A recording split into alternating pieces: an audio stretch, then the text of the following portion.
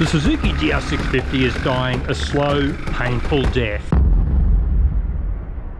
Why? The biggest issue is emissions.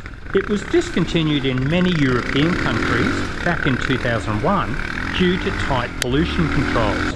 And next, countries like Australia and New Zealand did not care about the emissions but insisted on ABS being fitted to the brakes. Riders in countries like Canada and the US are lucky. The DR650 continues at a bargain price and continues to attract fans. But why? The DR650 has not changed since 1996. The suspension is terrible. The engine is choked by a very restrictive exhaust and a carburetor with very lean settings. In stock form, it really does feel like a 30-year-old bike.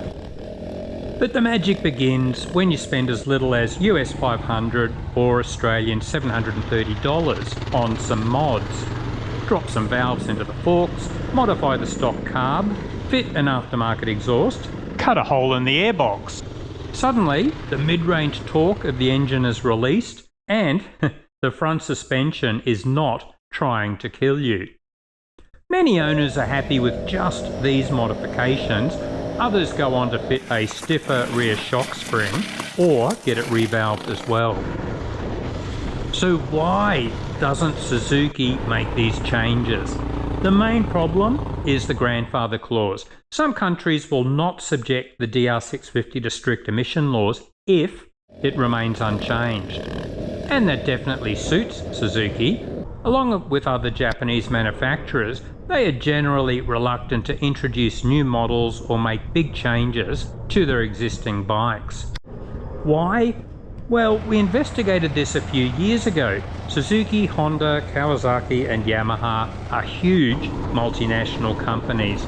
Any passion for motorbike design has long been overruled purely by the profit motive.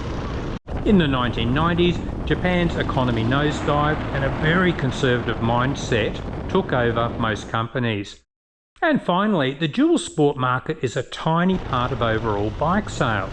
The Japanese sell far more scooters and tiny bikes in non-Western countries, so Suzuki is unlikely to listen to our demands for an overhauled DR650. But let's just dream a little. Suzuki says they want our suggestions for a redesigned DR650. Woohoo! First, it needs to meet very tough emission laws. Fuel injection is needed at an absolute minimum. Water cooling would be needed too. Air-cooled engines run a lot hotter and need wider piston tolerances, which creates higher emissions. And to meet European laws, a catalytic converter would be needed and also a pulsed secondary air injection system. Alternatively, there's the secondary air injection system, SAS, used on the KTM 690 to meet European requirements. Next, ABS. Unfortunately, this adds weight too, but would be needed for the Australian and New Zealand markets at least. Unfortunately, all of this is going to add about 10 kilograms or 22 pounds to the overall weight. One possible solution is adapt the RMZ 450 frame and squeeze the DR650 engine in. This should offset the weight gains and add some great suspension too. Years ago there was a street legal version, the RMX 450Z, so the street legal equipment should still be on file. A sixth gear would be great, but of course we're starting to talk about major redesign of the engine.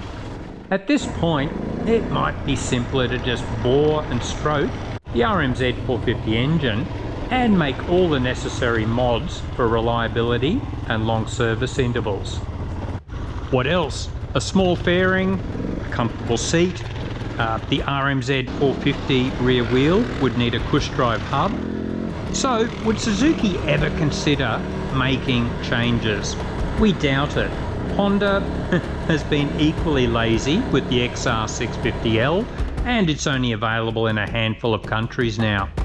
To their credit, Kawasaki overhauled the KLR 650 to ensure it continued in many countries, but they also made it as heavy as twin-cylinder 650s in the process.